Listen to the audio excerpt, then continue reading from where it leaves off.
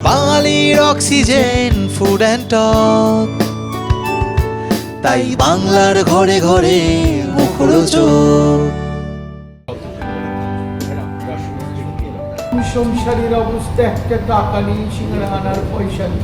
Sunrise পর্যন্ত বলেছে সন্ধ্যেবেলায় টাকা নেই, তখন না হয় সিঙ্গারার খাবার টাইম থাকবে, সিঙ্গারা তখন ঠান্ডা হয়ে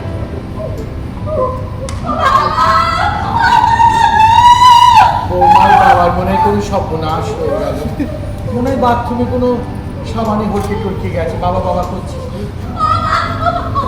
ও মা, ওর মারও কোনো ক্ষতি হয়ে গেল। বাবা মা মনে হয় দুজনেই একসঙ্গে সাবান মারছিল, দুজনেরই একসঙ্গে। তাহলে এইগুলো এবার এই সোফায় গিয়ে শুলো, সামনে নাও তুমি। তুমি দুটাকে ধরো। আমি তো ধরতে পারি না, আমি কি করে ধরবো? তুমি ধরতে পারো না।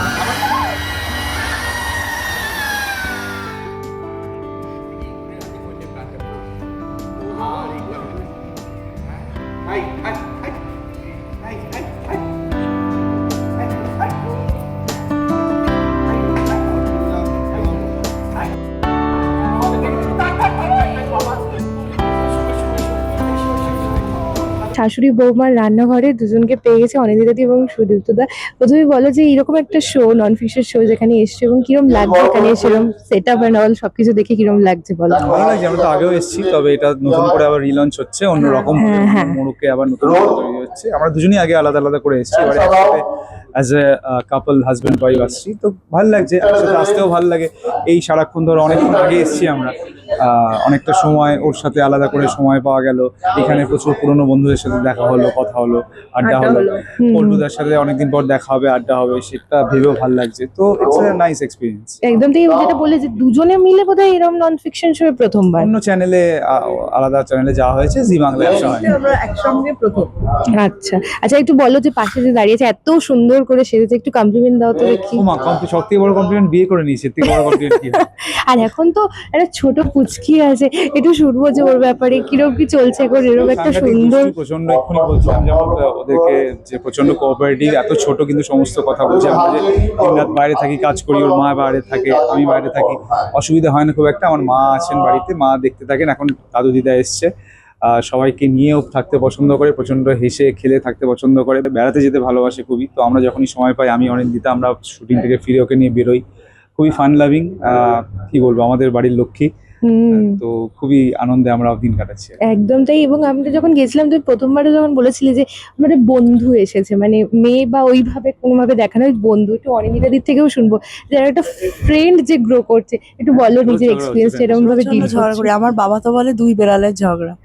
ও আমার সাথে একটা ওর অদ্ভুত জিনিস হয়, সেটা হলো যে যখন আমি ওকে খোঁচাই, আমি খুবই ওকে খোঁচাই আর কি, মাঝে মাঝে লেগ পুল করি, তখন এরকম আমার দিকে তাকিয়ে এই করে, আমিও এই করি। ও বুঝতে পারে যে দিস ইজ আ ফান, মানে এটা মজা করে করা হচ্ছে। তো ওই এই ছোট ছোট ছোট ছোট কিছু জিনিস আছে যেগুলো কমপ্লেন করে। হ্যাঁ, আবার ওকে কমপ্লেন করে। ও জানে যে কমপ্লেনটাও খুবই মজা করে হচ্ছে আর কি। তো যখন আমাকে ওকে কমপ্লেন করে করে আবার মুখ লুকিয়ে হাসে যে আচ্ছা এই বাবা কমপ্লেন করে দিয়েছি, এরকম আর কি। নানান ছোট ছোট মুহূর্ত সারাদিন চলে, লাইফ টাইম এক্সপেরিয়েন্স। একদম একটা তাই। মুহূর্ত রয়ে শোয়ে এনজয় করতে করতে এগোচ্ছি। একদম তাই। এবং এরকম নন ফিকশন শো, রান্না বান্না কতটা দুজনে পারো, বা অনিন্দিতা কিরম রান্না করে তোদের একটু যদি বলো কিরম ভাবে রান্না। দি প্রচন্ড ভালো রান্না করে, মানে অনিন্দিতার তুমি নিজে রান্না প্রচুর পারো? গুণ আছে। তুমি নিজে রান্না পারো? হ্যাঁ, আমিও রান্না করি। আমি সব রকম পারি না, অনিন্দিতা যেমন সব রকম, মানে সব রকম কুইজিনের রান্না করে, আমি সবটা পারি না। আমি বাঙালি রান্না বেশি ভালো পারি। আর সুদীপের স্পেশালিটি হলো মাটন কষা। সুদীপের হাতে খেলে, আর আমি যেরকম এই লাস্ট 4 বছরে বিয়ের পর থেকে সুদীপের হাতের মাটন কষাটা না খেলে আমার অন্য কেউ হয়তো একই রকম ভালো বানায়, কিন্তু আমারই একটা খুঁতখুত চলে যে সুদীপ ওর থেকে ভালো বানায়। সব রকম রান্না ভালো পারে, মানে কন্টিনেন্টাল হোক, চাইনিজ হোক, যে কোনো এনি কাইন্ড অফ ডিশ, মানে ওর যেটা করবে সেটা খুবই ভালো খেতে হয়। আমাদের বাড়িতে আসলে খাওয়াটা খুব ইম্পর্টেন্ট।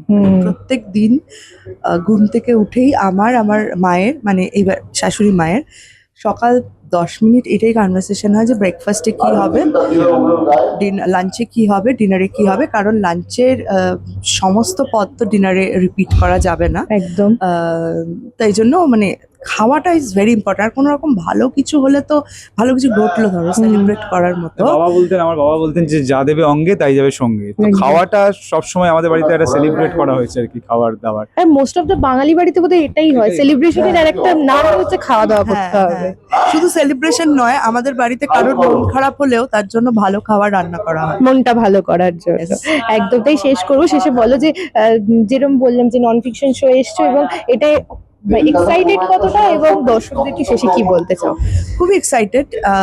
নন ফিকশন শোয়ে যাওয়ার একটা মজা হলো যে একদম যেভাবে আমাদেরকে দর্শকরা টিভিতে দেখেন, টেলিভিশনে পর্দায় দেখেন, আমরা এরকম কোনো শোতে আসলে একদম আমাদের ট্রু সেলফ নিয়ে আমরা আসতে পারি। অনিন্দিতা হিসেবেই আসতে পারে, সুদীপ হিসেবেই আসতে পারে। তো সেইভাবে নিজেদের ট্রু সেলফটা দর্শকদের সামনে তুলে ধরা, গল্পের ছলে পুরো জিনিসটাকে এনজয় করা, এবং যারা রয়েছেন হোস্ট অ্যাঙ্কার্স যারা রয়েছেন এখানে, যেমন বিশ্বনাথ দা রয়েছে, সবার সাথে দেখা হওয়া, গল্প করা। এবং আমার একটা খুব স্পেশাল ভালো লাগা আছে, সেটা হলো নন ফিকশনে গেলে নিজের ইচ্ছে মতন সাজা যায়। কোনো লুক নিয়ে লুক নিয়ে ভাবতে হয় না। হ্যাঁ, তো এইটা আমরা চাইবো যে দর্শকরা নিশ্চয়ই দেখবেন, ভালোবাসবেন। এই যে ও যেমন বললো যে আমরা ক্যামেরা অন করা মানেই তো একটা আলাদা চরিত্রে ঢুকে যাই, কিন্তু নিজের যে চরিত্রটা, নিজের যে সেলফ, সেটা দর্শকদের কাছে তুলে ধরাটাও একটা ইন্টারেস্টিং বিষয় হয়, যে পর্দার বাইরে সুদীপ কেমন, পর্দার বাইরে অনিন্দিতা কেমন, তো সেটা সবাই অ্যাপ্রিসিয়েটও করেন, তো ভালো লাগে। আর একদম। আমি আরো একটা কথা বলবো যে এই জি বাংলা যে নতুন মোড়কে সমস্ত শো গুলোকে লঞ্চ করছে, নন ফিকশন শো গুলোকে, রান্নাঘর, দাদাগিরি, দিদি নাম্বার 1, আমার অনেক অনেক শুভেচ্ছা জি আমাদের বাংলাকে, দুজনের তরফ থেকে। দুজনের তরফ থেকে অনেক অনেক শুভেচ্ছা।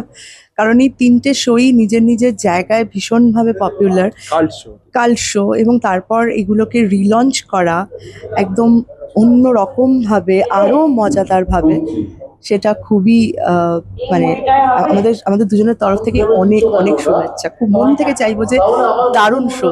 একদম। আর বিশ্বনাথদাকে একদম অন্যভাবে পাওয়া হ্যাঁ, যাচ্ছে মানে এইখানে। এটা তো আমি আজকে এটা মিট করার জন্য কতটা এক্সাইটেড তোমরা দুজন? পল্টুদা খুবই প্রচন্ড ট্যালেন্টেড একজন অ্যাক্টর, তার সাথে একদমই তাই, দারুণ পারফর্মার, খুবই ভালো, হ্যাঁ। দারুণ পারফর্মার। মজা লাগবে নিশ্চয়ই।